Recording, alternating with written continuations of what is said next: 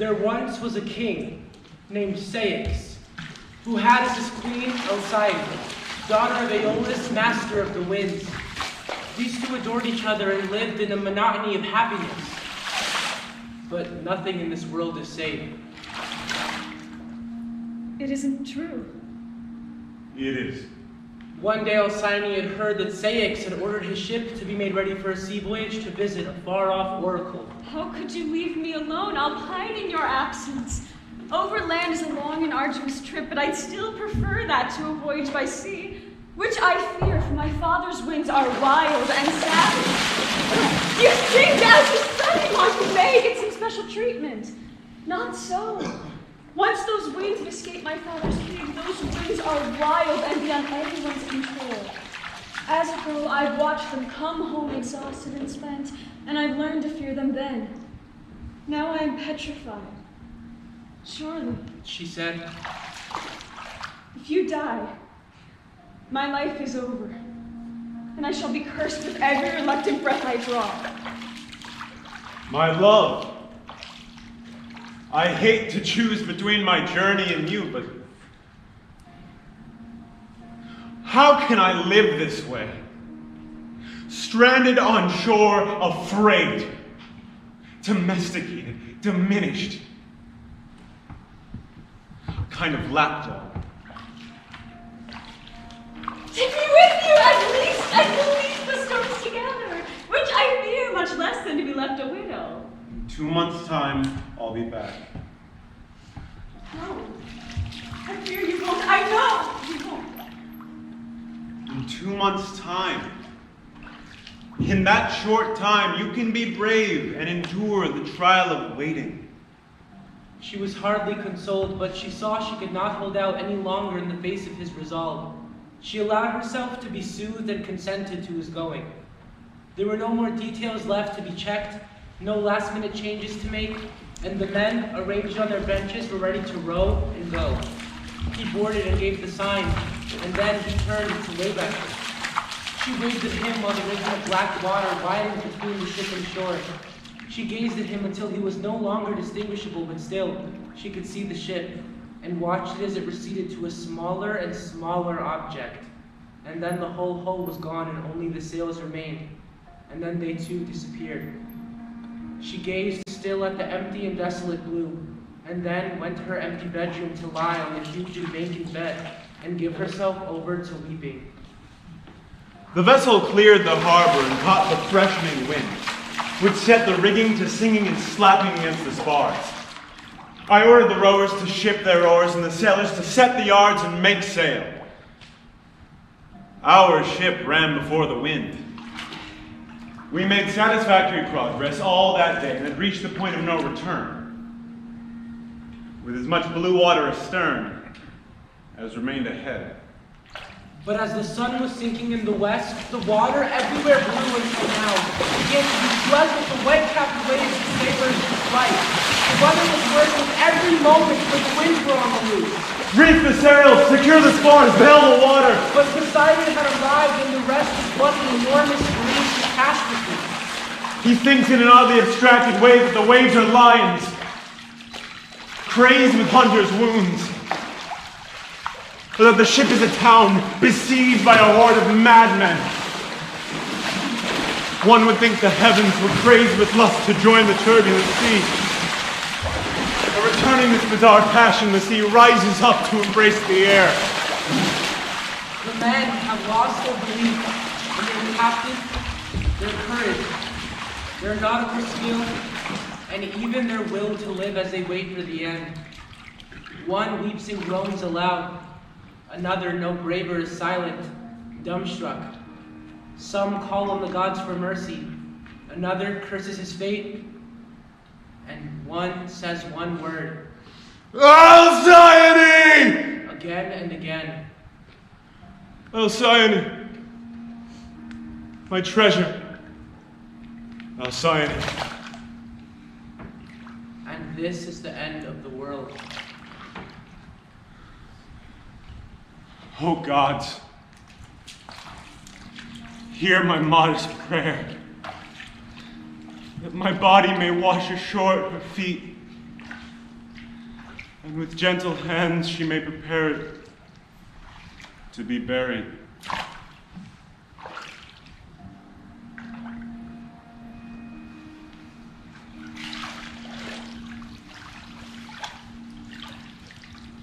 Nothing left but the slow parade led by Hermes to the underworld.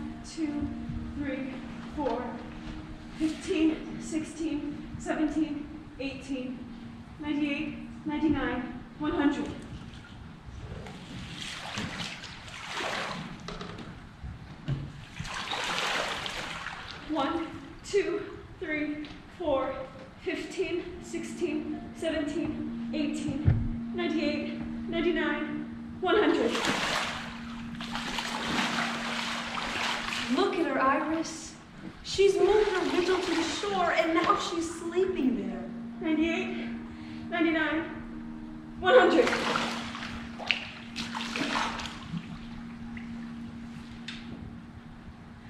Ceyx! Come home! I'm nearer now. I'm sleeping on the shore. It's not so far until you see me. This can't go on forever. Go to the house to sleep and ask him to arrange a nighttime visitation. A dream that might show our Alcyone the sorry truth. Far off in remotest Campania, beyond where the Cimmerians live in their gloomy caves, is a deeper and even darker grotto, the home of sleep. In this place, the sun never can, even at midday, penetrate with the faintest beams. In that cloudy twilight, no rooster dares disturb the silence with his rude crowing. No dog or nervous goose gives voice to challenge the passing stranger, but an almost total silence fills the air. And at the heart of an almost painted stillness, the god himself relaxes, drifting and languor. Fragments of ill-assorted dreams hover over the ground in grand profusion, and like leaves, the trees have to let go to flow through the currents of air and fall into their gorgeous billows below. Hello? Into this strange and breathless place, Iris the rainbow intrudes. Oh, Sound 1, Sound 1, wake up! Huh? Mildest of all the gods, soother of souls, and healer of wearied and pain-wrecked bodies and minds. Iris? Let me rest a moment.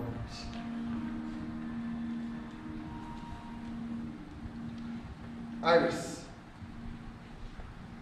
what do you want? Devise if you can, some form to resemble King Ceyx, and send it down in a dream to his wife, the Queen Alcyone. Let her know the news of the wreck of his ship and the death of the husband she loved so well. Sleep. Do this for us, can you?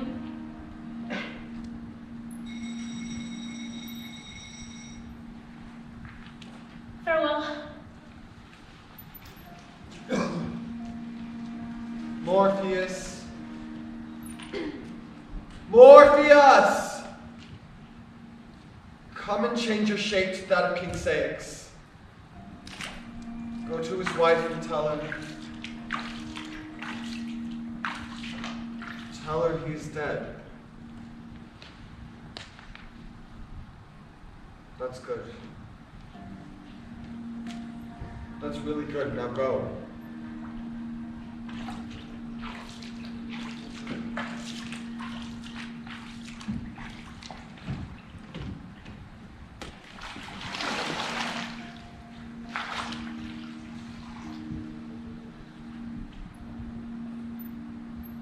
Sir, you seem like a seafaring man. Can you tell me, where is my husband Ceyx? Have you seen him on the sea? When is he coming home? His ship is strong and unmistakable. Have you seen him? Sir! Do you not recognize me? Has death undone me so? No! Look at me. I charge you, look at me. No, I won't! Look at me and know your husband's ghost. For your prayers have done no good. For I am gone, beyond all hope or help forever. Go away! I am not some bearer of tales, but the man himself to whom it happened. Look at me, my little bird.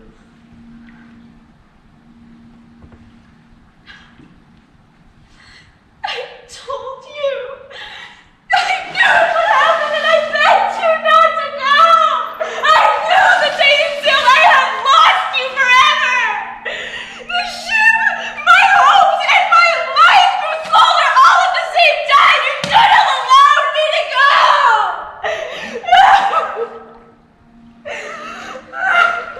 My little bird. This is no good, and I should be living, and you be elsewhere or nowhere. I am drowning now in the air. I am retching on the land where the currents are just as cold and cruel.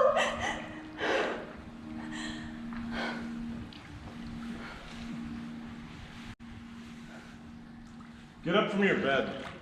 Put on your mourning clothes. Wait, where are you going? No, take me with you. That's why I'm supposed to go with your husband. Lucina, give me your lantern. Ceyx! Come back! Where is he? Where is he? All that night she searched the shore for her drowned, dreamed husband, but she found nothing, not even footprints, only wave after wave of black water. When morning came, she raised her eyes to the horizon and remembered how she had looked on that other day. She remembered his last kiss, the way he turned to the ship, could not bear it, and turned again to her.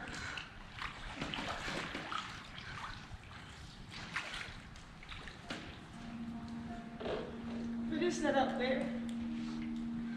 Oh, it is a man. Alas, poor sailor, for your wife and... The gods are not altogether unkind. Some prayers are answered. Ceyx! This is how you return to me. She began to run to him, but as she ran, crying, a strange thing happened. By the time she reached him, she was a bird. She tried to kiss him to the bill, and by some trick of the ocean's heaving, the kisses had been shut to her from the spot. You ask, how could he have felt her kiss? But better, ask how could the gods not have seen this and not have compassion? The dead body was changing, restored to new life and renewed as another seabird. Together they still fly just over the water's surface, and mate and rear their young.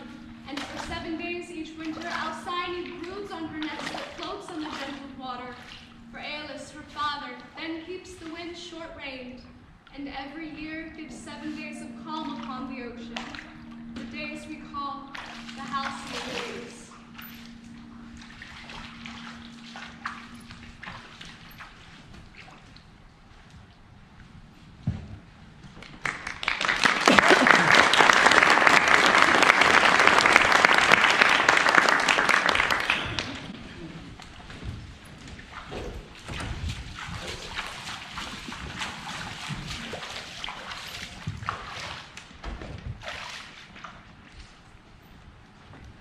When you see a miracle like that, how can you deny the existence of the gods?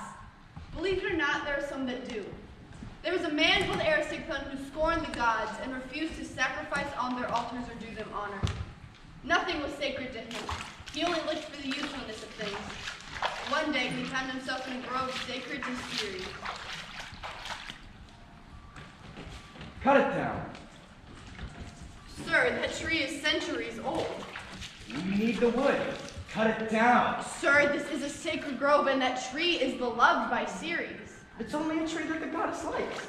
Say it was the goddess herself. I'd cut it down just the same. Sir, please! Get off me, pious son of a bitch! And he tore the tree down.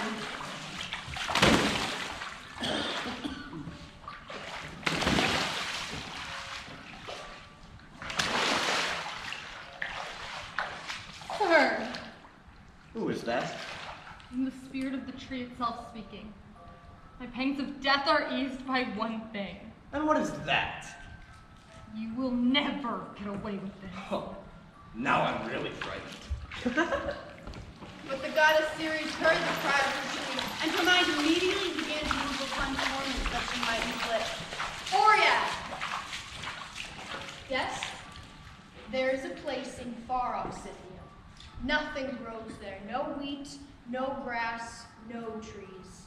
There you'll find, huddled together, cold, fear, and gaunt hunger. Tell Hunger I command her to visit this brood and establish a home for herself in his belly. I give him to her as a toy. I would go myself, but it's forbidden for Hunger and me ever to meet. Oriad flew off to the Caucasus, a bleak and nightmarish region. There in a field of stones crouched Hunger, pulling from between the rocks with her teeth and filthy fingernails some tiny bits of moss. Her hair hung down in lank and matted locks. Her eyes were sunken and circled, her lips slack and cracked. The vaults of her ribs stuck out as did every bone in her body. One could count the knobs of her spine. Hunger? Ceres commands, or rather, permits you to go to Erisichthon and and never to leave him until he is finished. Hunger crawled through the air to the house of the victim. As she flew overhead, fields withered and men starved. The birds scattered from her path too weak to fly. It is night when she arrives at Erisichthon's home and curdles through the hall till she finds him sleeping in his room. She wraps cadaverous arms around him in an embrace as strong as love, but quite the opposite of love. She breathes her spirit into his spirit, and he begins to dream. Pastries, cheese, grapes. He wakes, Bring me something to eat, anything, I'm starving! but he can't wait to be served. He begins to eat everything in sight, meal after meal after meal after meal, but he can't shake this hunger. More, I need more! More to eat! Baked shrimp and marshmallows, salami and ice cream, liver and donuts, everything in every possible combination. Even as he eats, he's planning other menus and complaining of his hunger. Just as the ocean ingests the water from the rivers of the world, but still is never filled and remains thirsty and wants more and more forever. So he calls out for more. It isn't enough! It isn't enough! His gorging empties the larder and storerooms, the warehouses and the barns of the city. His hunger is unabated. What is left to sell?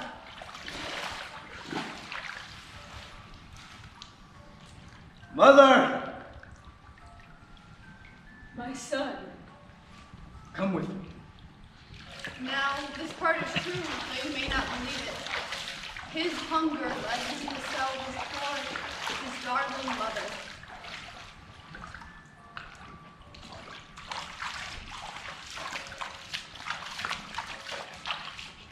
She doesn't look so strong. She is, I've had her for years. I can't give you much. Just give whatever, just give it to me. All right, then. With the few coins he received, he ran home to eat. Riding in a boat behind her new master, Erisichthon's mother leaned over the hall and prayed to someone she once knew. Poseidon, if you remember me, come and save me now. From the briny deep, Poseidon heard her prayer, pulled her into the water, and changed her back into the little girl that used to play along the shore. The salty water licked her years away and she emerged. The one that gave him praise in childhood, shouting as she ran among the waves. This is the kind of sweet, unbidden praise the gods adore and do not forget. Little girl, listen up. Where's the old woman who was here a moment ago? Did she jump overboard and swim up to shore? Sir, I swear by the god of the sea that no one but myself has been here, I swear.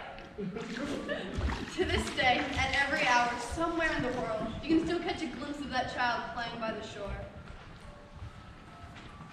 But let us return to our king. It was not enough. The money she earned for him was not enough for his needs.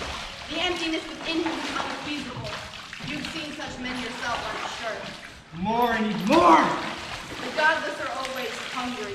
More! Always yelling at waitresses. I want more! There can only be one end to such a man. He will destroy himself. Bon appetit.